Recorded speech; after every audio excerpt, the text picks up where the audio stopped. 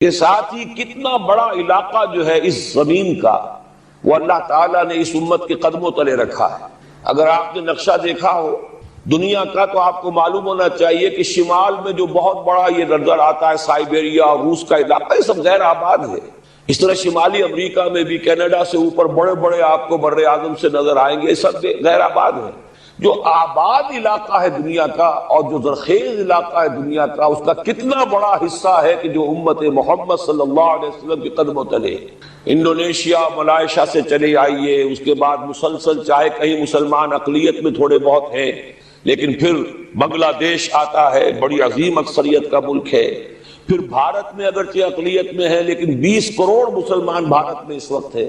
پھر جو پاکستان سے شروع ہوا سلسلہ، افغانستان، ایران، چلتے جائیے ادھر ترکستان، چینی ترکستان، روسی ترکستان، پھر آگے چلیے عالم عرب، افریقہ کا پورا شمالی علاقہ، افریقہ کا تقریباً سارا وسطی علاقہ، یہ سب کیا ہے؟ کتنا بڑا رقبہ ہے، اور ہر طرح کی نعمت اللہ نے دی ہے۔ اس میں نباتات بھی ہیں، اس میں معدنیات بھی ہیں، اور سب سے بڑھ کر آج کی دنیا میں جو اہم ترین شے ہے کہ پیٹرول جو ہے، تیل جو ہے، اس کے سب سے بڑے ذخائر وہ ہیں کہ جو مسلمانوں کے قدمے تلے ہیں۔ اتنی تعداد میں ہونے کے باوجود، اتنے وسائل کے پر بظاہر قابض ہونے کے باوجود، سوال یہ ہے کہ کیا آج دنیا میں امت مسلمہ کو عزت حاصل ہے یا یہ ذلیل ہے؟ اسے غلبہ حاصل ہے یا مغلوب ہے؟ اسے کوئی دنیا میں وقار حاصل ہے یا یہ بالکل بے وقار ہو کر رہ گئی؟ یہ بات ہے جو ہمارے سمجھنے کی ہے آج کیوں ذلیل کہ کل تک نہ تھی پسند، گستاخی فرشتہ ہماری جناب میں۔ اس وقت صورت یہ ہو چکی ہے، آپ کو معلوم ہے کہ ہر جگہ پر پسماندگی کا نشان مسلمان ہیں۔ ہمارے سارے وسائل پر دوسروں کا قبضہ ہے۔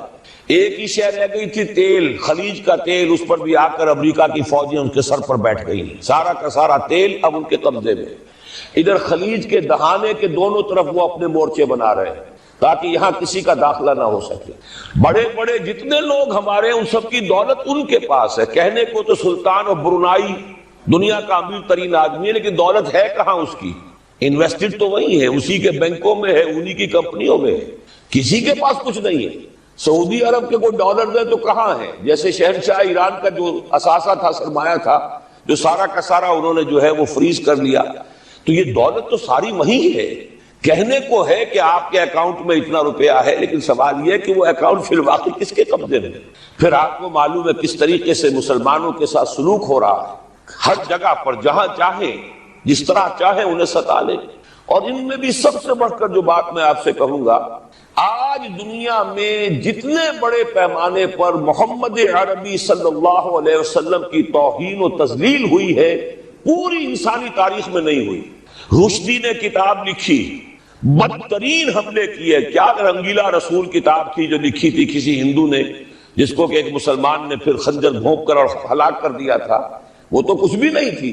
اس کتاب کو رنگیلا رسول کو 100 سے ضرب دیجئے تو یہ کتاب بنتی ہے سیٹنک ورسز، اور وہ ملینز نہیں بلینز کی تعداد میں شائع ہوئی۔ اس کے خلاف احتجاج اگر کسی نے کیا ہے تو ان کے اوپر جوتے پڑے ہیں، ان پر ڈنڈے پڑے ہیں۔ پوری مغربی دنیا اس کے پیچھے آ گئی ہے، سپورٹ کیا ہے۔ لے دے کے ایک ملک نکلا ایران، اس نے کم سے کم یہ کہ اس کے قتل کا فتویٰ تو دیا، لیکن کیا کرے، قتل کرنے کی تو نوبت نہیں آئی۔ پورا عالم عیسائیت اس کی پشت پناہ ہے، اس کی مدد کر رہا ہے۔ یہ اتنی بڑی توہین محمد رسول اللہ صلی اللہ علیہ وسلم کی اور آپ کی ازواج مطہرات کی، اور یہ بظاہر ایک ایسے شخص کے ہاتھوں جس کا نام مسلمانوں کا سا ہے، اس کا اتنا بڑے پیمانے پر ہونا، اور پھر یہ کہ مسلمان 120 کروڑ ہونے کے باوجود کچھ نہیں کر سکتے۔ میں وہ چیزیں نہیں گنوانا چاہتا کہ 15 لاکھ جو ہیں وہ ہمارے افغان بھائی جو ہیں انہوں نے جانیں دی، فائدہ کس کو پہنچا؟ تاحال امریکہ کو، کہ اس کی جو مد مقابل قوت تھی USSR وہ ختم ہو گئی۔ اسی طریقے سے جو کچھ کشمیر میں ہو رہا ہے، ہماری بے ہمیتی، بے غیرتی کا عالم یہ ہے۔ ہم کچھ اندر خانے تھوڑی بہت کو مدد کر کے سمجھتے ہیں کہ ہم نے فرض ادا کر دیا، جبکہ فرض تو یہ ہونا چاہیے تھا کہ ہم براہ راست اعلان کرتے اور انڈیا کو الٹیمیٹم دیتے کہ سٹاپ دس بزنس، یا یہ کہ پھر ہم سے جنگ ہے۔ جنگ کا نتیجہ تو پھر اللہ جس کو چاہے دے گا۔ اگر انسان اللہ تعالیٰ پر اعتماد رکھتا ہو، توکل رکھتا ہو، اپنے موقف کی حقانیت پر بھی اسے یقین ہو، تو کم من فئۃ قلیلۃ غلبت فئۃ کثیرۃ، تاریخ میں ہمیشہ ہوتا آیا ہے کہ چھوٹی قوتیں جو ہیں ان کو غلبہ اللہ نے عطا کیا ہے بڑی قوتوں پر، لیکن بے غیرتی کا عالم یہ ہے، بے حمیتی کا عالم یہ ہے، زبانی کلامی ہم سے بڑا ہمدرد کوئی نہیں مسلمانان کشمیر کا، جس لیڈر کو دیکھو بڑھ چڑھ کر بیان دے گا، لیکن عملاً ہم کیا کر رہے ہیں؟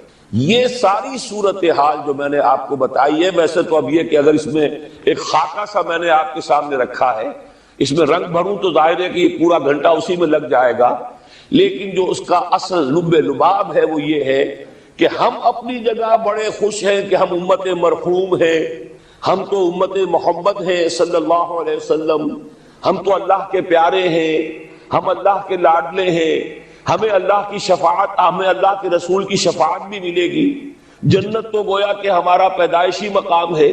یہ سارے جو بھی ہمارے ذہنوں کے اندر ہیں خیالات، اور یہ جو ہمارے من گھڑت عقائد ہیں، آپ سوچئے کہ جب ہم جو آبجیکٹیو کنڈیشنز ہیں، گیون کنڈیشنز ہیں، جو سامنے کے حالات ہیں، ان سے جب تقابل کرتے تو معاملہ بہت مختلف ہے۔ یہ کیوں ہے؟ اصل میں سوال جب تک آپ اپنے سامنے نہیں رکھیں گے، اس کا جواب جو ہے اب اس پر غور کیجئے، کیوں ہے؟ کیا اللہ تعالیٰ کو محمد الرسول اللہ کی عزت و حرمت پیاری نہیں ہے؟ کیا محمد الرسول اللہ اللہ کے پیارے نہیں ہیں، حبیب رب العالمین نہیں ہے؟ کیا اللہ تعالیٰ کو کفار سے زیادہ محبت ہے؟ کیا وجہ ہے؟ رحمتیں ہیں تیری اغیار کے کاشانوں پر، اور برف گرتی ہے تو بیچارے مسلمانوں پر۔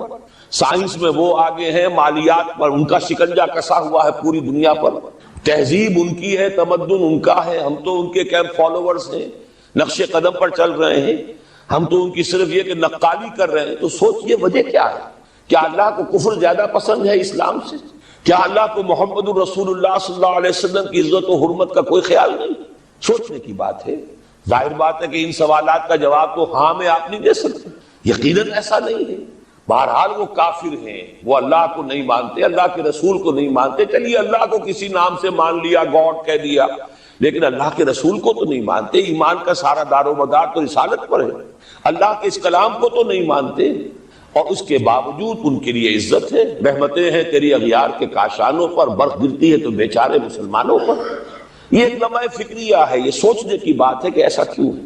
اس کا جو جواب میں یا بنی اسرائیل اذکروا نعمتی التی انعمت علیکم واوفوا بعہدی اوف بعہدکم وایای فارہبون۔ بنی اسرائیل، چونکہ یہ لفظ پہلی مرتبہ قرآن مجید میں آ رہا ہے تو یہاں تھوڑی سی وضاحت کرنی ہوگی۔ ابن جو عربی میں بیٹے کے لیے آتا ہے، ابن، اس میں جو شروع کا حمزہ ہے یہ در حقیقت اضافی ہے، اصل لفظ جو ہے بے نون پر مشتمل ہے، اسی لیے اس کی جمع سالم آتی ہے بنون۔ قرآن مجید میں المال والبنون زینت الحیات الدنیا، تو یہ جو اس کی جمع سالم ہے وہ در حقیقت بنون ہے، اور پھر اس کی حالت نسبی اور حالت جری بنین ہوگا، اور جب یہ مضاف بن جائے گا تو اس کا وہ نون گر جائے گا، تو اے بنی اسرائیل، اے اسرائیل کی اولاد۔ لفظی ترجمہ ہوگا اے اسرائیل کے بیٹوں، لیکن یہ کہ مراد اولاد ہے، اس میں برسبیل تغلیب اگرچہ خطاب مردوں سے ہو رہا ہے جیسے کہ قرآن مجید میں اکثر و بیشتر ہے، لیکن یہ کہ اس میں خواتین بھی شامل ہیں۔ تو یا بنی اسرائیل، اے اسرائیل کے بیٹوں، اسرائیل سے مراد کیا ہے؟ اس پر اتفاق ہے، اجماع ہے، حضرت یعقوب کا یہ لقب ہے۔ البتہ یہ لفظ بنا ہے اسم اور ایل دو سے مل کر۔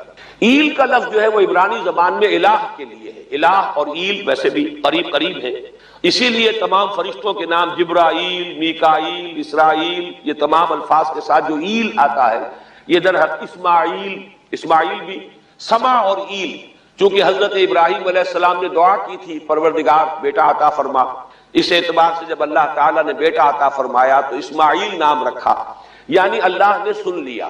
جیسے ہمارے ہاں دیہات میں یہ خاص طور پر جانگلی علاقہ جو کہلاتا ہے، اللہ ڈوایا، اللہ سنیا، یعنی یہ اللہ نے جس کے بارے میں ہماری دعا سنی اور ہماری استدعا کو قبول فرمایا، تو یہ گویا کہ اسماعیل کے معنی یہ ہے۔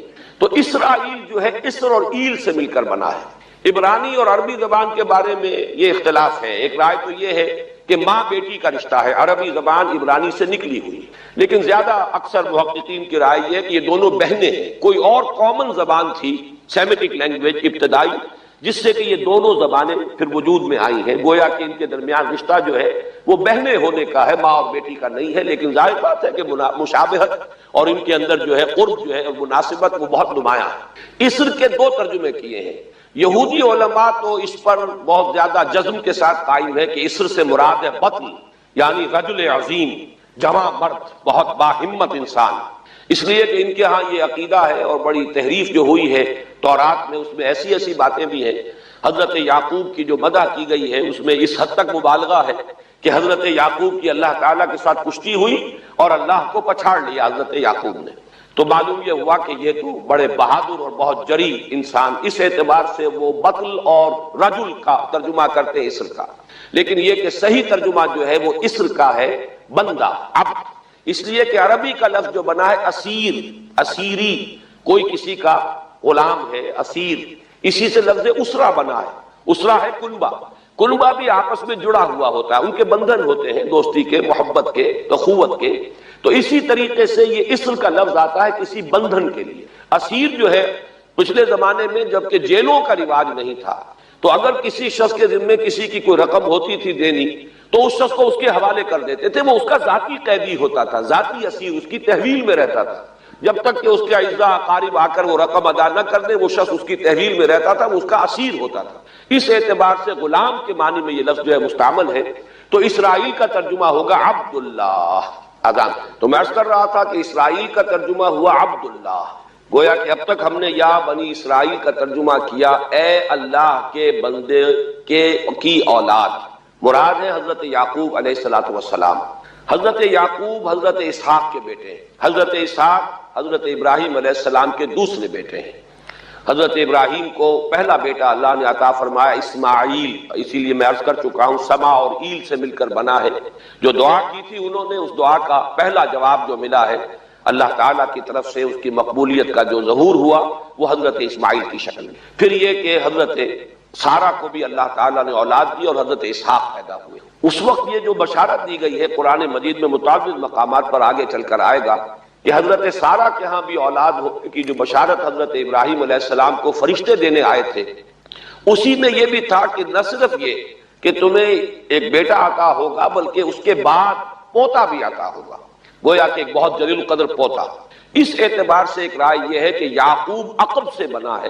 گویا کہ بشارت میں پہلے ہی سے شامل تھا حضرت یعقوب علیہ السلام کا ذکر بھی کہ اسحاق کے بعد اسحاق کے ہاں ایک بہت جلیل القدر بیٹے کی ولادت ہوگی اور اس کا نام یعقوب ہوگا، یعنی اسحاق کے بعد آنے والا، بیٹے کے بعد جو پوتا آتا ہے. لیکن یہود کی رائے یہ ہے کہ حضرت یعقوب پیدا ہوئے ہیں اپنے بھائی عیسو کے ساتھ. یہ تمام بیٹے ہیں حضرت اسحاق علیہ السلام کے.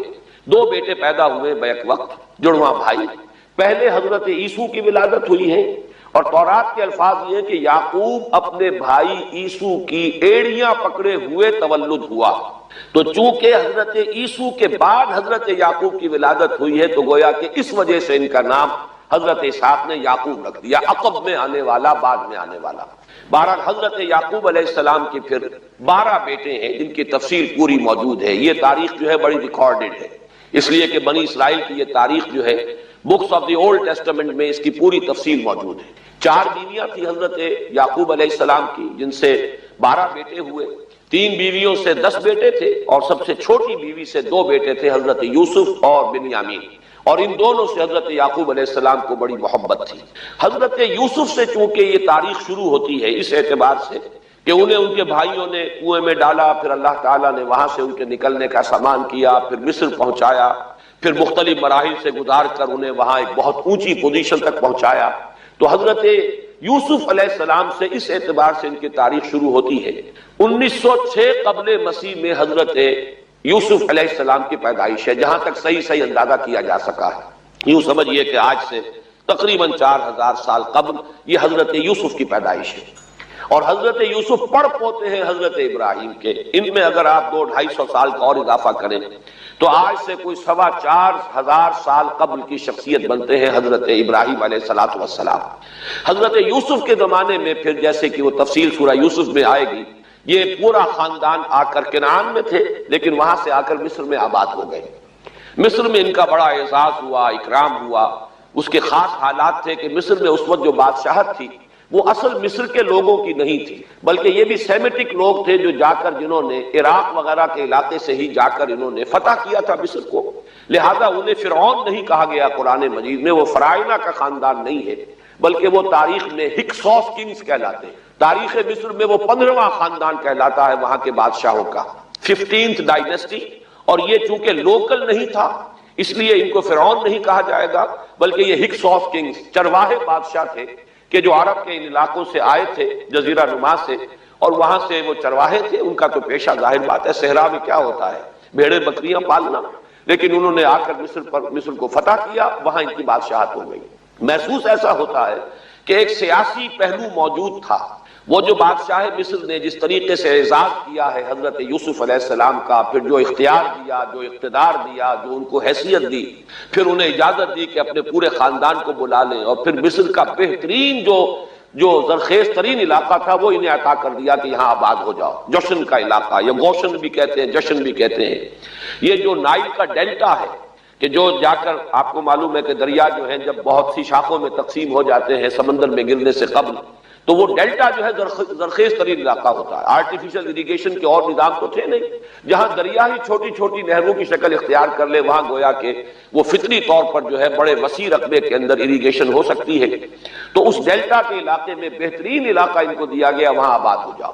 وہاں یہ رہے ہیں گویا کہ پیرزادوں کی حیثیت، ابھی ان کے پاس کوئی شریعت نہیں، ابھی کوئی کتاب نہیں ملی، ابھی صرف یہ ایک خاندان ہے، حضرت ابراہیم کی نسل کا ایک خاندان ہے، اس لیے کہ حضرت ابراہیم کی نسل میں حضرت اسماعیل کی نسل ہے کہ جو عرب میں آباد ہو چکی، ان کی نسل میں پھر حضرت اسحاق کے بیٹوں میں سے بھی عیسو کی نسل وہ اور جگہ پر آباد ہو چکی۔ اس اعتبار سے یوں نہ سمجھیے کہ نسل ابراہیم صرف ان پر مشتمل ہے، اسی طرح بنی قطورہ تیسری جو آپ کی اہلیہ تھی ان کی اولاد بھی، تو گویا کہ یہ بہت وسیع حلقہ ہے جو اولاد ابراہیم کا ہے۔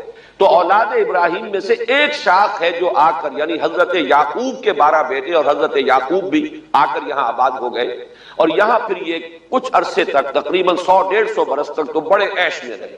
یہ تقریباً یوں سمجھیے کہ 1850 قبل مسیح میں ان کا داخلہ ہوا ہے مصر کے اندر، اور وہاں پر 150 برس جو ہے انہوں نے بڑے عیش میں گزارے ہیں۔ یہ پیرزادے تھے اس لیے کہ بادشاہ معتقد ہو چکا تھا حضرت یوسف علیہ السلام کا، اگرچہ یہ تو ثابت نہیں ہوتا کہ وہ ایمان لایا ہو حضرت یوسف علیہ السلام پر، اس کا کوئی ثبوت نہیں، لیکن معتقد تھا، اور ان کی نیکی کا، پارسائی کا، شرافت کا، ذہانت کا، صلاحیتوں کا اعتراف پوری قوم کو تھا، جس طریقے سے کہ انہوں نے اس ملک کی جو نیا ہے اس کو جس طرح پار لگایا ہے، وہ شدید ترین قحط کا جو ایک دور آیا اس میں سے، اور جتنا بہترین انتظام کیا اس کی بنا پر ان کی صلاحیتوں کے سب معترف تھے۔ تو وہ 130 برس کی عمر میں غالباً ان کا انتقال ہوا ہے، اور 80 برس تک انہوں نے مصر پر گویا کہ جو سب سے زیادہ با اختیار شخص وہاں تھا بادشاہ کے بعد، بادشاہ اپنی جگہ پر تھا، لیکن یہ کہ جو بادشاہ کے بعد سب سے زیادہ با اختیار شخصیت تھی وہ حضرت یوسف کی تھی 80 برس تک، اور اس عرصے میں، اور پھر یہ 150 برس جو میں نے عرض کیا ہے کہ اس میں یہ خوب پھلے پھولے، ان کی اولاد جو ہے وہ کثرت کے ساتھ پھیلی، لیکن اس کے بعد وہاں پھر ایک انقلاب آیا۔ اس انقلاب کو آپ کہیں گے جیسے کہ مختلف ممالک میں آتا ہے، اب سنز آف دی سوائل جو اس ملک کے رہنے والے تھے، اصل آبادی قبطیوں کی، انہوں نے بغاوت کی اور ہکسوس کنگز کو نکال دیا، وہ خاندان ختم ہو گیا۔ جب وہ چلے گئے تو جو ہکسوس کنگز کے یہ گویا کہ بہت ہی منظور نظر تھے اور یہ مراعات یافتہ طبقہ تھا بنی اسرائیل کا، حضرت یعقوب کی اولاد کا، اب ان پر عتاب شروع ہوا، اب ان کا زوال آیا۔ تو یوں سمجھیے کہ تقریباً 400 برس اس کے بعد ان کے بڑی ہی شدت کے اور بڑی سخت غلامی کے، رفتہ رفتہ اس میں شدت پیدا ہوتی گئی ہے، لیکن یہ ہے کہ یہ 400 برس اس لیے کہ پھر 1300 قبل مسیح میں 550 برس بعد پھر ان کا ایکسوڈس ہوا ہے مصر سے، جب حضرت موسیٰ علیہ السلام کو اللہ تعالیٰ نے مبعوث فرمایا، پھر حضرت موسیٰ علیہ السلام ان کی نجات کا ذریعہ بنے، اور پھر مصر سے لے کر وہ انہیں نکلے ہیں، معجزانہ انداز میں ہی سمندر کو پھاڑ کر ان کے لیے اللہ نے راستہ بنایا ہے، قدم قدم پر معجزوں سے ان کی تائید کی ہے، کھانے پینے کے لیے صحرائے تیہ میں کچھ نہیں تھا تو من و سلوہ دیا ہے، پانی پینے کے لیے نہیں تھا تو ایک ضرب سے چٹان میں سے 12 چشمے جو ہے اللہ تعالیٰ نے بہا دیے کہ 12 قبیلے ہیں آپس میں لڑے نہ، کہیں پانی پینے پلانے پہ جھگڑا اور کہیں گھوڑا آگے بڑھانے پہ جھگڑا، قبائلی زندگی میں یہ بڑا سینسیٹیو ایشو ہوتا ہے۔ لہذا قد علم کل اناس مشربہم، ہر قبیلے کے لیے ایک گھاٹ معین ہو گیا، تمہارا چشمہ یہ ہے، تمہارا چشمہ یہ ہے، ایک ضرب سے 12 چشمے پھوٹ گئے۔ پھر انہیں وہاں کوہ طور کے قریب پڑاؤ ڈال کر ان کو وہاں چھوڑ کر حضرت موسیٰ علیہ السلام جو ہے اللہ تعالیٰ کی طلبی پر کوہ طور پر گئے ہیں، وہاں تورات عطا ہوئی۔ تو تورات کے عطا کیے جانے کے بعد اب سمجھیے کہ اب ان کی حیثیت ایک امت کی بن گئی، کتاب پر امت کی تشکیل ہوئی۔ یہ امت مسلمہ قرآن مجید کی بنیاد پر امت ہے۔ جب یہ کتاب دی گئی ہے، اس کی بنیاد پر ایک شریعت دی گئی ہے، کتاب دی گئی ہے، کتاب ہدایت ہے، تو اس نے امت کی شکل اختیار کی۔ یہی وجہ ہے کہ لفظ امت جو ہے قرآن مجید میں صرف مکی صورتوں کے اندر، مدنی صورتوں میں استعمال ہوا ہے۔ کنتم خیر امت اخرجت للناس، سورہ آل عمران میں، کذالک جعلناکم امۃ وسطا لتکونوا شہداء علی الناس ویکون الرسول علیکم شہیدا، یہ سورہ بقرہ میں آگے چل کر آ جائے گا۔ تو اصل میں جیسے تشکیل امت جو ہوئی ہے وہ در حقیقت مدنی دور میں آ کر ہوئی ہے، جبکہ شریعت عطا کی جا رہی ہے۔ اسی طریقے سے یہ ایک خاندان تھا، حضرت ابراہیم کی نسل کی ایک شاخ، اس نے امت کی حیثیت اختیار کی ہے، جبکہ صحرائے تیہ میں جب ان کا قیام تھا اور اس صحرائے سینا میں، اور وہاں پر پھر حضرت موسیٰ علیہ السلام کو تورات دی گئی اور شریعت دی گئی، تب سے یہ امت ہے۔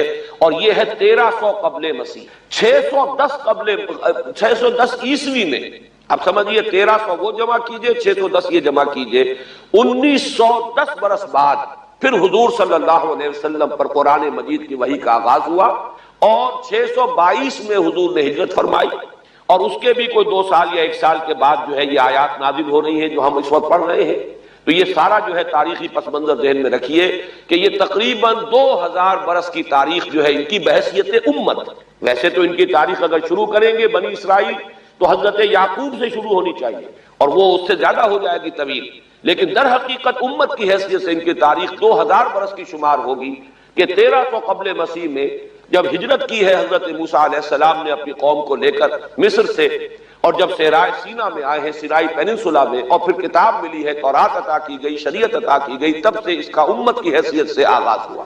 ایک بات اور نوٹ کر لیجئے، ان کو امت مسلمہ کیوں نہیں کہا گیا؟ اس کے لیے اس کا ایک سبب ہے۔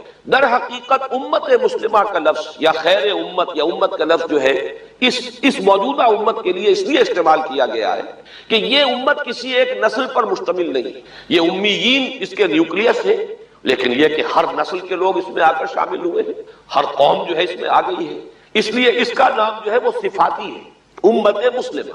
لیکن چونکہ یہ سابقہ امت مسلمہ ایک ہی نسل پر مشتمل ہے، حضور صلی اللہ علیہ وسلم سے پہلے کسی نبی اور کسی رسول کی بعثت اس کی قوم سے باہر نہیں ہوئی، کسی ایک خاص قوم کی طرف بعثت ہوئی ہے، کسی خاص علاقے کی طرف بعثت ہوئی ہے۔ بعثت عمومی علاقہ فتح الناس، یہ صرف محمد الرسول اللہ صلی اللہ علیہ وسلم کی امتیازی شان ہے۔ وَمَا أَرْسَلْنَاكَ إِلَّا كَافَّةً لِلنَّاسِ بَشِيرًا وَنَذِيرًا۔ اس اعتبار سے ان کا جو ہے اس میں علم گویا کہ بنی اسرائیل ہی ہے کہ جو برقرار رہا ہے، اے اسرائیل کی اولاد۔ اگرچہ میں اس موضوع پہ تقریریں کر چکا ہوں، لیکن آج پھر اس گفتگو کے حوالے سے بات چیزیں تازہ کرتا ہوں۔ اس وقت عالمی سطح پر یہودی جمع عیسائی بریکٹ میں کر رہی ہے، اور امریکہ جمع یورپ یہ بریکٹ میں کر رہی ہے۔ ان کا اندر معاملہ کیا ہے؟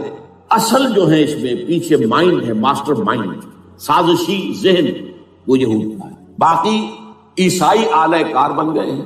جو 100% آلہ کار ہے یہود کا وہ پروٹیسٹنٹس ہیں۔ پروٹیسٹنٹزم یہود ہی نے پیدا کرایا تھا، یہود ہی نے یورپ کے اندر سود کا رواج شروع کروایا، ورنہ سود حرام تھا، وہاں پر بھی یوزری بھی اور کمرشل انٹرسٹ بھی دونوں حرام تھے، یہ یہودی نے کروایا۔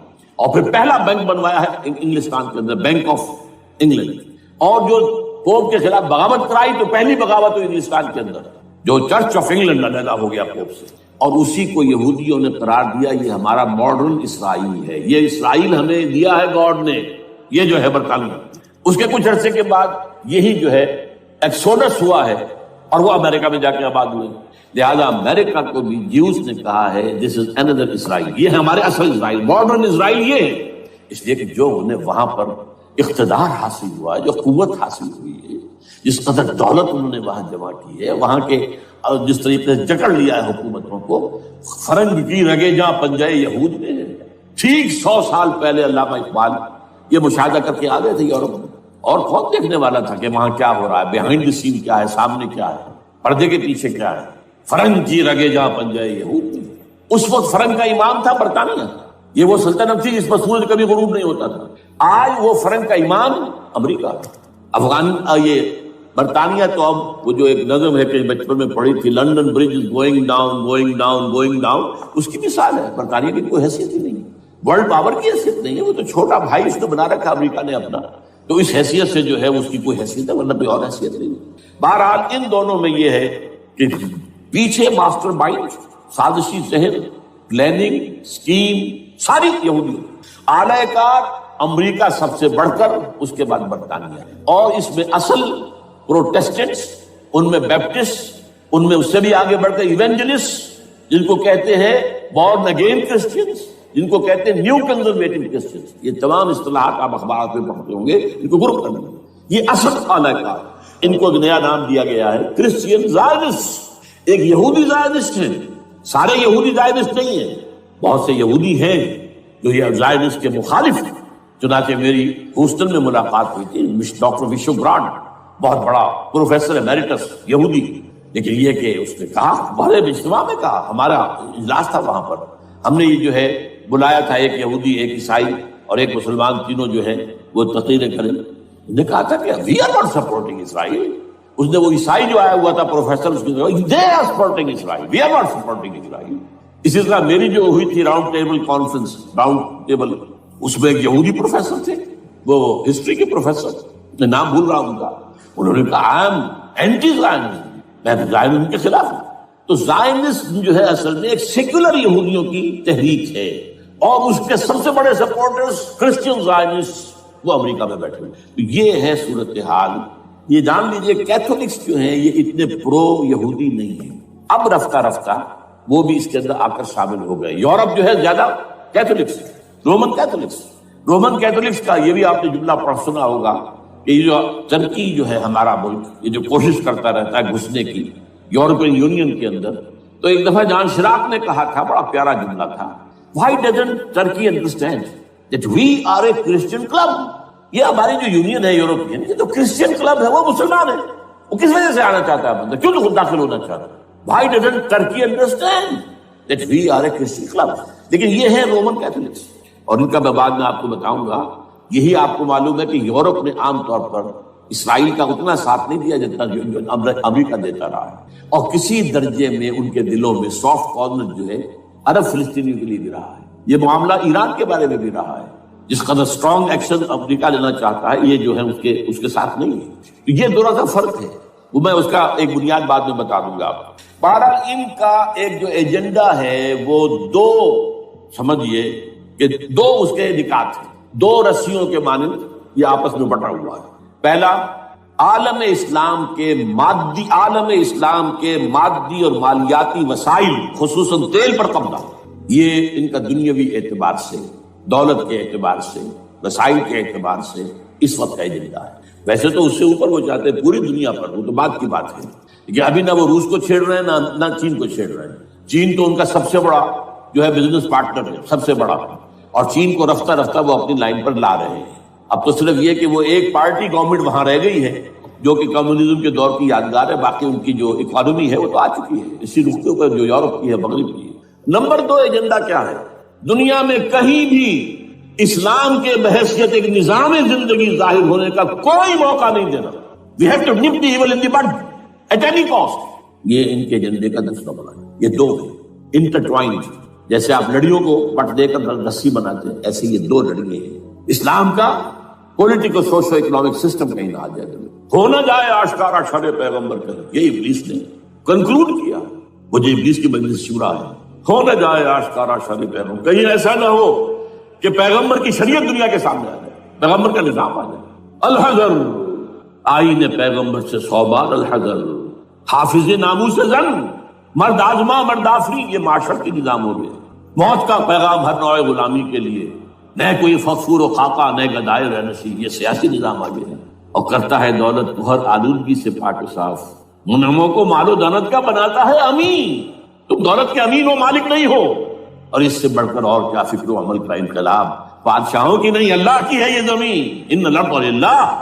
یہ نظام کہیں نہ آ جائے، یہ ہے جس میں کہ وہ خطرہ محسوس کر رہا تھا، اور اس کے بعد یہ کہتے ہیں یہ تو تھا عصر حاضر کے تقاضے، لیکن یہ کہ صورتحال کیا ہے، ہو نہ جائے آشکارا شرع پیغمبر کہیں، ہے یہی یہ معاملہ اس طرح رکھو کہ خود مومن ہے محروم یقین، یہ غنیمت ہے کہ خود مومن ہے محروم یقین۔ ہمیں اگر کوئی سہارا ملتا ہے تو اس سے کہ مومنوں کو بھی، نام نہاد مسلمانوں کو بھی اپنے اس نظام پر یقین نہیں، وہ نماز پر یقین رکھتے ہیں، روزے پر رکھتے ہیں، زکوٰۃ کو بھی جو بھی اللہ تعالیٰ نے جس کو توفیق دیتا ہے، حج کرتے ہیں، عمرے کرتے ہیں، یہ ہے سب، لیکن یہ کہ یہ غنیمت ہے، چشم عالم سے رہے یہ پوشیدہ یہ آئین تو خوب۔ وہ ابلیس کہتا ہے کہ یہ آئین چشم عالم سے پوشیدہ رہنا چاہیے، یہ غنیمت ہے کہ خود مومن ہے محروم یقین۔ ہمارے لیے جو ہے اگر کوئی سانس لینے کی جگہ ہے وہ یہ ہے، حوصلہ افزائی اگر ہے تو اس میں ہے کہ خود مومن محروم یقین ہے، اس کے سامنے وہ راستہ ہے ہی نہیں۔ اب لیجیے یہودیوں کے ایجنڈے کو میں تجزیہ کر رہا ہوں۔ سب سے پہلے world bank, IMF، globalisation, TRIPS, ان تمام ہتھ کنڈوں کے ذریعے عالمی مالیاتی استعمار جو بظاہر امریکہ کا ہوگا حقیقت یہود کا ہوگا۔ یہودیوں کے نزدیک پوری نوع انسانی حیوانوں کے مانند ہے، they are not human beings, they are goyams, they are gentiles، یہ انسانی شکل میں حیوان ہیں، اور جیسے حیوانوں کو ایکسپلائٹ کرنا، استعمال کرنا انسانوں کا حق ہے، گھوڑے کو آپ باندھتے رہے ہیں نا ٹانگے کے آگے، اور بیلوں سے آپ ہل جتواتے رہے ہیں، تو جیسے یہ حق ہے ایسے ہمارا حق ہے پوری دنیا کے جو ہے وسائل ان کو کھینچے۔ ہاں جیسے گھوڑے اور بیل کو بھی کوئی نہ کوئی دانا تو ڈالنا پڑتا ہے، چارہ تو دینا پڑتا ہے، تو ان کو بھی کچھ دو، یہ پوری نوع انسانی ورکرز بن کر رہ جائے، حیوان بن جائیں، بالکل شہوت کے غلام بنا دو انہیں، اخلاقی اقدار کا بیڑا غرق کر دو، خاندانی نظام کو تہوبارہ کر دو۔ یہ باقاعدہ جو protocols of the elders of the Zion سب میں موجود ہے لکھا ہوا، جو 1897 میں انہوں نے پاس کیا اپنا پروگرام، بیسل سوئٹزرلینڈ کا ایک شہر ہے، protocols of the elders of the Zion. ان کو حیوان بنا دو، بس حیوانوں سے کام لیتے رہو، ہاں ان کی کمائی کا کچھ حصہ ان کے لیے چھوڑ دو، وہ بھی زندہ رہیں، وہ بھی آخر کام کیسے کریں گے، اور اصل جو ہے ملائی کھینچ دو اپنے اس نظام کے ذریعے سے۔ World bank, IMF، stock exchange, TRIPS, globalisation, اس کے ذریعے سے عالمی مالیاتی استعمار۔ نمبر 2، ایک ہے ان کا ایجنڈا، یہ تو عالمی ہے، دوسرا ایجنڈا کیا ہے، وہ لوکل ہے۔ وہ کیا ہے؟ گریٹر اسرائیل کا قیام، جس میں مصر کا سارا زرخیز علاقہ شامل ہوگا، جو ڈیلٹا کا علاقہ کہلاتا ہے اس کا، جہاں کے اس وقت کے بادشاہ نے، حضرت یوسف علیہ السلام کے زمانے کے بادشاہ نے، وہ فرعونہ کے خاندان میں سے نہیں تھا، وہ عرب تھا، عربوں ہی سے کسی وقت کوئی قوم آئی تھی جو کہ مصر پر قابض ہو گئی تھی، اس نے حضرت یوسف کے خاندان کو لا کے وہاں آباد کیا، بہترین جشن کا علاقہ کہلاتا ہے، بہترین۔ وہ کہتے ہیں ہمارا ہے، ہم رہے وہاں پر کئی سو برس تک رہے، عراق ہمارا ہے، وہاں ہمیں قید میں رکھا گیا، نبوکدنضر دے گیا تھا۔ عرب کا شمالی حصہ جو ہمارا ہے، وہاں خیبر میں یہودی قلعے تھے، اور وہاں مدینے کے اندر جو ہے 3 قبیلے یہودی تھے جنہیں محمد نے صلی اللہ علیہ وسلم نے وہاں سے نکال پار کیا تھا۔ یہی جارڈن، یہ ترکی کا بھی کچھ حصہ ہمارا ہے، باقی پورا لبنان اور پورا فلسطین، یہ سب اس کے اوپر بنے گا ایک greater Israel, this is there local agenda. اور اس کے لیے ضروری ہے ایک بہت بڑی جنگ، ایسے آسانی سے نہیں ہو جائے گا۔ آرمگیڈون، جس کو حضور نے فرمایا الملحمۃ العظمیٰ، الملحمۃ الکبریٰ، بہت بڑی جنگ، جس کی خوفناکی اور تباہ ناکی کا اندازہ اس سے کیجیے۔ حضور فرماتے ہیں کہ اگر ایک باپ کے 100 بیٹے یا ایک دادا کے 100 پوتے ہوں گے تو ان میں سے 99 ختم ہو جائیں گے، ایک بچے گا۔ اور ایک جگہ فرماتے ہیں اتنی اموات ہوں گی، اتنی لاشیں ہوں گی کہ ایک نفاست پسند پرندہ جو ہے، جو گندگی پہ نہیں اترنا چاہتا، ایک تو ہے یہ کوے، چیلیں، گدھ، وہ تو گندگی ہی کی تلاش میں ہے مردار کھانے کے لیے، وہ تو لاشوں کو نوچ رہے ہوں گے، وہ پرندہ جو ہے نفاست پسند پرندہ، وہ نہیں اتر سکے گا، اڑتا اڑتا چلا جائے گا، لیکن لاشوں کا سلسلہ ختم نہیں ہوگا، یہاں تک کہ تھک ہار کر لاشوں پر گر جائے گا۔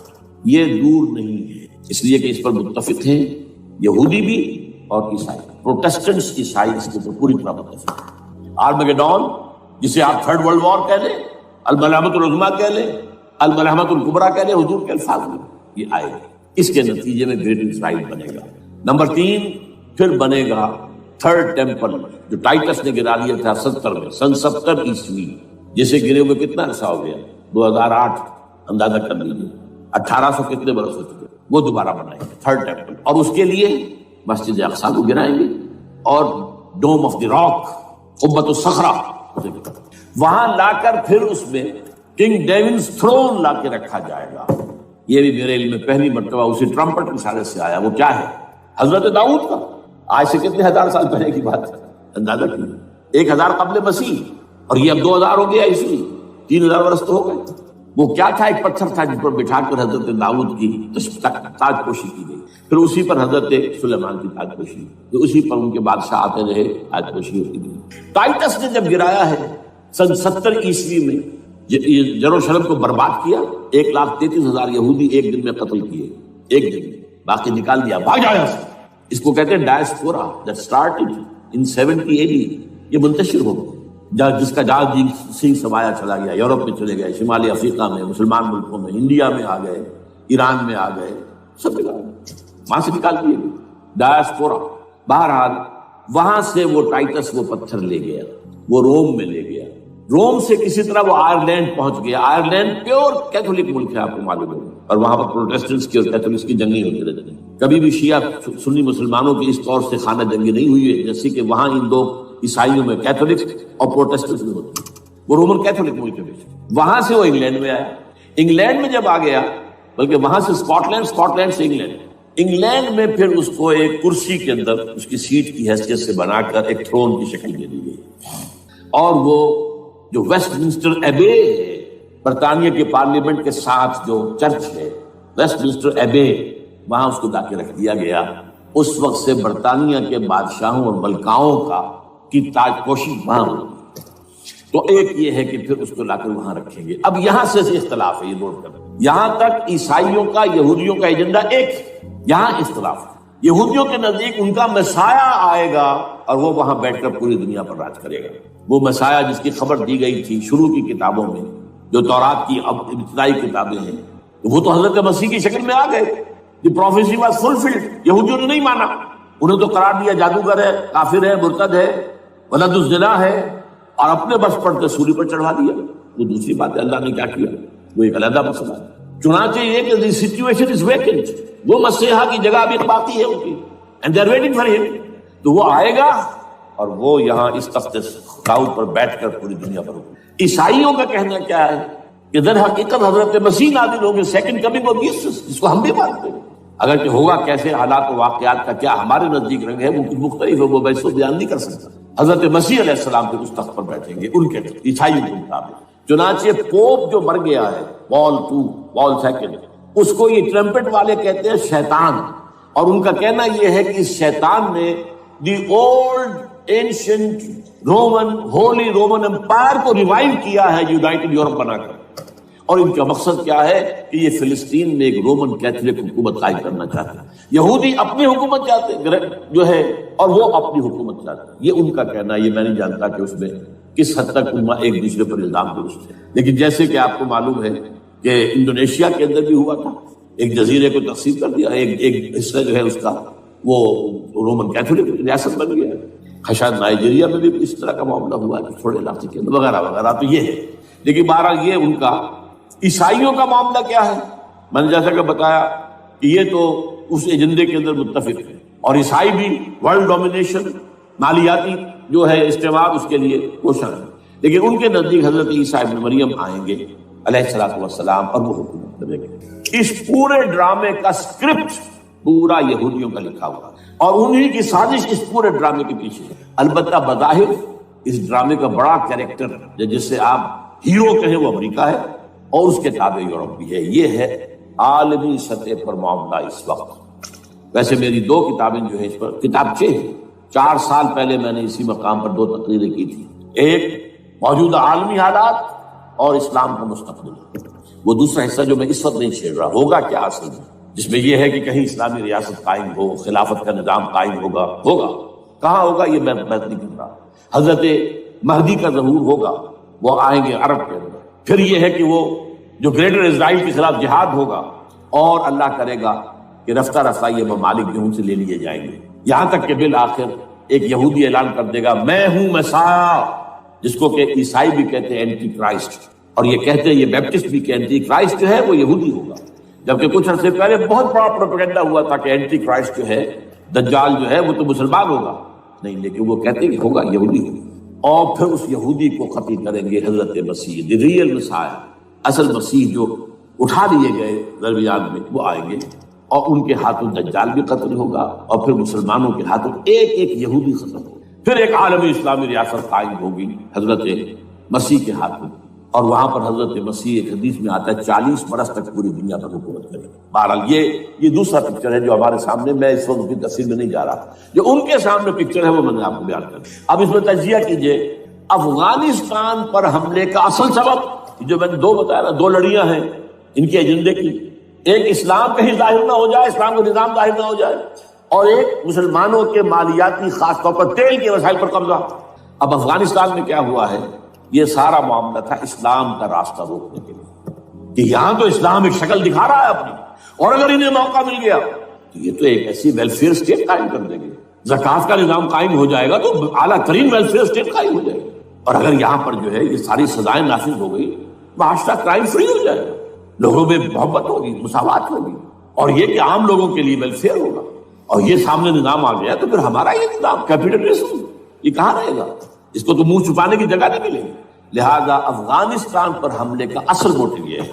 البتہ یہ ساتھ ہی یہ بھی تھا کہ افغانستان کے راستے سے سینٹرل ایشین سٹیٹس جو ہیں ان سے پائپ لائنیں لا کر اور وہ پھر کہیں گوادر کے آس پاس سمندر تک لائے جائے تاکہ ہم وہاں کے جو ہے ڈرین کر سکیں جو تیل اور گیس کے ذخائر ہیں سینٹرل ایشین سٹیٹس کے اندر جو مسلمان سٹیٹس ہیں، تو اس کے لیے راستہ جو ہے وہ لینا چاہتے تھے افغانستان سے۔ اب وہ جہاں تک افغانستان کا تعلق ہے وہ تو ان کے قبضے میں ہے، جب چاہے کر لیں۔ اب پاکستان کا معاملہ جو تھا وہ جیسا کہ میں نے کہا کہ اس کا راستہ وہ رک گیا جبکہ انہیں واپس جانا پڑ گیا، لیکن انہوں نے افغانستان میں کوشش کی طالبان کے زمانے میں۔ یونیکول جو ہے ان کی سب سے بڑی جو ہے کمپنی ہے، اس نے مذاکرات کیے، وہ دیکھ کر حیران رہ گئے کہ یہ ان پڑھ، یہ ملے ملاٹے جو ہیں یہ تو بڑے ٹف بارگینر ہیں۔ اس طریقے سے پاؤں جما کر طالبان نے جو ان کے ساتھ مذاکرات کیے ہیں اور ان سے اپنی شرطیں پیش کی ہیں کہ وہ گھبرا کر بھاگ گئے۔ یہ صورتحال بھی تھی افغانستان پر قبضہ کرنے میں، لیکن یہ ہے کہ اصل کیا تھا کہ وہ اسلام کی کوئی شکل دنیا کے سامنے نہ آنے پائے جو ان کا میجر ہے۔ اسی لیے پورا عالم کفر جمع ہے، امریکہ، یورپ، روس، چین، سب جمع، بھارت تو ہے ہی ہے، یہ سب جمع۔ آپ نے یاد ہو گیا جب لال مسجد کا حادثہ ہوا ہے اور ہمارا یہ بدبخت اور بدمعاش انسان اس نے صرف خود جان بوجھ کر اسے بڑھایا، ایک پرنسی کو گھوڑا بنایا، اس نے پھر شگاف کیا اور شاباش لی ہے۔ امریکہ سے شاباش آ گئی، نیٹو سے شاباش آ گئی، رشیا سے شاباش آ گئی، چائنا سے شاباش آ گئی۔ وہ چونکہ محسوس کر رہا تھا کہ اندرون ملک تو میری اب کشتی ڈگمگا رہی ہے، ڈاواڈول ہے، I have to have more support from outside اور for that I have to do it۔ کہ دیکھو میرے عین قلب میں پاکستان کے یہ پھوڑا نکل آیا تھا، یہ بنیاد پرستی کا اور یہ شدت پسندی کا اور یہ تنگ نظری کا اور یہ فلاں کا، یہ دہشت گردی کا، اور میں نے دیکھو کیسے اس میں چیرا دیا، کتنے لوگوں کو ختم کر دیا۔ اچھا اس میں یہ بھی ذہن میں رکھیے کہ افغانستان کے بارے میں یہودیوں کے علم میں ہے کہ حضور کی حدیث کیا ہے۔ حضور کی حدیث ہے یخرج من خراسان رایات سود، خراسان کے علاقے سے کالے جھنڈے لے کر فوجیں چلیں گی، لا یردھا شیء، کوئی طاقت ان کو رخ نہیں موڑ سکے گی، حتیٰ تنصب ایلیا، یہاں تک کہ وہ آ کے بیت المقدس میں جھنڈے گاڑ دیے جائیں۔ دے نو اٹ، یہ جان لیجیے یہ لوگ پڑھے لکھے لوگ ہیں۔ میں آپ کو ایک واقعہ سناتا ہوں، جب 1967 میں یہودیوں کو فتح ہوئی بہت بڑی اور پورا یروشلم اب ان کے قبضے میں آ گیا، ایسٹ یروشلم جو کہ ابھی جارڈن کے قبضے میں تھا، تو جب موشے دایان تھا وہ کانا، وہ داخل ہوا فاتح کی حیثیت سے، تو اس کے ساتھ ایک ربائی تھا بہت بڑا، چیف ربائی یہودیوں کا بہت بڑا عالم، اور وہ رو پڑا تھا، تو فتح کا وقت خوشی کا، رویا۔ So this is the beginning of the end, یہ الفاظ آئے اخبارات میں، گویا کہ اب یہ آخری ڈرامہ جو ہے شروع ہو گیا ہے۔ وہ آخری ڈرامہ انہیں معلوم ہے ان کی تباہی پر ختم ہونا ہے۔ اس میں حضرت مسیح کے نزول کے بعد یہ ٹرمپٹ والا بھی لکھتا ہے کہ 80% یہودی قتل ہو جائے گا، اور میں سمجھتا ہوں کہ 20% اگر صحیح ہے اس کی بات، تو وہ ہوں گے جو اب حضرت مسیح پر ایمان لے آئیں گے، باقی 80% اپنے اس کفر پر اڑے رہیں گے اور قتل ہو۔ اسی طرح حضور کی ایک حدیث ہے کہ جب یہودیوں کا قتل عام ہو رہا ہوگا، مسلمان قتل کریں گے، تو اگر کسی درخت کے پیچھے یہودی چھپا ہوگا تو درخت پکارے گا، اے مسلمان، ہاں عبداللہ آؤ ادھر، یہ میرے پیچھے یہودی چھپا ہوا، قتل کرو اسے۔ کسی پتھر کے پیچھے چھپے گا تو پتھر بولے گا، سوائے ایک درخت غرقد کے، غرقد یہودیوں کے درخت سے وہ پناہ دے گا، اور آج اسرائیل میں سب سے بڑی پلانٹیشن غرقد کی ہے۔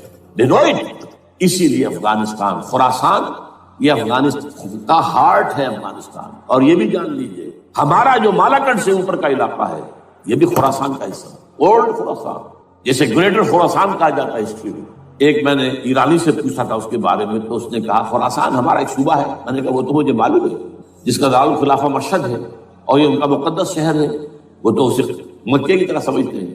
بہرحال میں نے کہا میں پوچھ رہا ہوں پرانا خراسان بزرگ، تو خراسان بزرگ کا انہوں نے بتایا پورا افغانستان اس میں شامل ہے. اور پھر یہ اسٹیٹس جو ہیں سینٹرل ایشین اسٹیٹس اور ایران کا ایک حصہ اور پاکستان کا ایک حصہ، یہ جو مالاکنڈ کہلاتا ہے. اور یہ بڑی معنی خیز بات ہے کہ وہی مالاکنڈ سے تحریک چلی ہے جو اصل تحریک ہے طالبان پاکستان، وہ سوات سے چلی.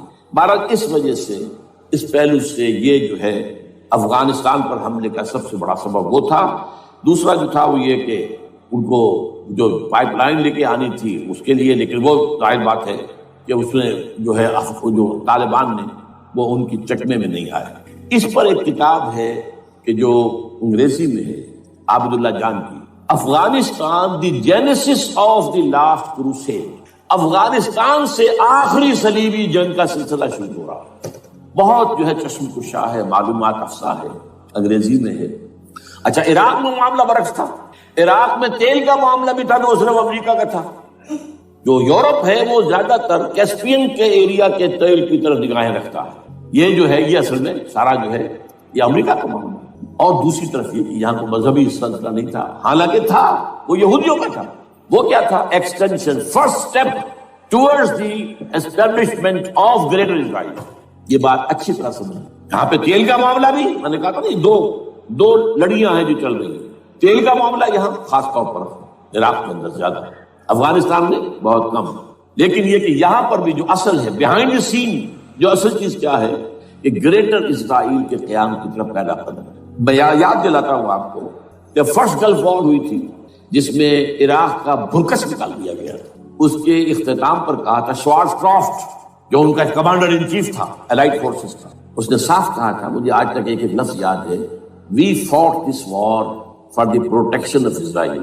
اور اب جو ابھی ہوا معاملہ، جب صدام گرا ہے، اس کا مجسمہ بھی گرا ہے، تو اس کے بعد وہ شخص، وہ بدبخت، وہ خبیث جو ابھی پڑا ہوا کومے میں، شیرون نے کہا تھا ان قریب عراق پر ہماری حکومت ہوگی. اور اس سے پہلے تو ہم صرف عراق میں سے یوفریٹس تک کا علاقہ مانگتے تھے، دریائے فرات تک کا. اب ہمارا مطالبہ یہ ہے کہ ہم تو در حقیقت دجلہ تک جائیں گے. دجلہ تاکہ پورا کا پورا جو فرٹائل جو دو آبا ہے دجلہ اور فرات کے درمیان کا بہترین علاقہ، وہ سارا ہمارے پاس. اس سے آپ اندازہ کر لیجیے کہ یہ دونوں چیزیں جو ہیں دونوں جگہ موجود ہیں. وہاں مذہبی زیادہ ہے افغانستان کا، لہذا یہاں بہت بڑی جو ہے کولیشن بن گئی. عراق میں تو وہ کولیشن نہیں بن سکتی. یورپ بھی ساتھ نہیں آیا، یورپ بھی ساتھ نہیں آیا. امریکہ had to go it alone, اسے کرنا پڑا. زیادہ سے زیادہ کوئی ٹوکن، آسٹریلیا کا کوئی ٹوکن معاملہ جو ہے وہ برطانیہ کا کچھ شاید ٹوکن ٹائپ جو ہے وہی یہ کامن ویلتھ پرانی جو ہے چلی آ رہی ہے، اس میں شاید کینیڈا کا. باقی تو کوئی یہ جو آل ورلڈ کولیشن بنی تھی وہ افغانستان کے خلاف کیوں ہے؟ یہاں سے اسلام کی ریسرجنس کا اندیشہ ہے. یخرج من خراسان رایات سود لا يردها شیء حتی تنصب ایلیا. حضور کے زمانے میں ایلیا جو ہے وہ کن کے قبضے میں تھا؟ عیسائی. اس کے بعد ہمارے قبضے میں آیا، لیکن پھر کروسیڈرز نے ہم سے لے لیا تھا اور 88 برس وہ عیسائیوں کے پاس رہا. 1099 عیسوی سے لے کر 1187 تک. اب پھر یہود کا قبضہ ہے. پہلے عیسائیوں کا تھا، اب یہود کا. اب ان سے لینا واپس، پہلی مرتبہ بھی عرب نہیں لے سکے تھے، کھونے والے عرب تھے، واپس لینے والا کرد تھا صلاح الدین ایوبی رحمۃ اللہ. اب بھی کھونے والے عرب ہیں. مصر اور شام اور اردن تینوں کا مقابلہ کیا اس نے، اسرائیل نے، اور قبضہ کیا پورے ویسٹ بینک پر، گولان ہائٹس پر، سینائی پیننسولا پر، اور یہ کھو دیا ہم نے اپنے ہاتھ سے. اور اب بھی عربوں میں تو کوئی دم نہیں ہے، کوئی جان نہیں ہے. ان کو عیاشیوں نے، دولت مندی نے بالکل تباہ و برباد و کھوکھلا کر کے رکھ دیا. بہرحال یہ جو چیزیں میں نے آپ کو بتائی ہیں یہ تو وہ پلانز ہیں جو سب شیاطین جن و انس کے پروگرام ہیں. وہ جیسے کہ کبھی کہا تھا خمینی صاحب نے، شیطان بزرگ، دی گریٹسٹ سیٹن، امریکہ. اصل میں امریکہ اور اس کے پیچھے حقیقت میں یہود. سامنے امریکہ پیچھے یہود، بالفعل کیا ہوگا یہ تو پھر اللہ ہی جانتا ہے کیا ہوگا۔ وَمَكَرُوا وَمَكَرَ اللَّهُ، کافر اپنی چالیں چلتے ہیں، اللہ اپنی چال چلتے ہیں۔ اور سَنَسْتَدْرِجُهُم مِّنْ حَيْثُ لَا يَعْلَمُونَ وَأُمْلِي لَهُمْ إِنَّ كَيْدِي مَتِينٌ۔ اے نبی آپ گھبرائیں نہیں، ہم ان کافروں کو رفتہ رفتہ وہاں سے لے آئیں گے جہاں سے آپ کو بھی انہیں احساس تک نہیں ہوگا کہ یہ تو گرفت میں آ رہے ہیں، ٹریپ ہو رہے ہیں، اور ابھی ذرا میں انہیں ڈھیل دے رہا ہوں۔ میں املی لہم ان قیدی متین، میری چال بہت مضبوط۔ وہ اللہ کیا کرے گا وہ میں نے آپ کو بتایا، جھلک دکھا دی ہے۔ انشاءاللہ اسی علاقے میں پاکستان اور افغانستان، اور اس کا ہارٹ ہوگا یہ پشتونستان، سرحد اور مشرقی افغانستان مل کر پشتونستان، پشتون اسی مشرقی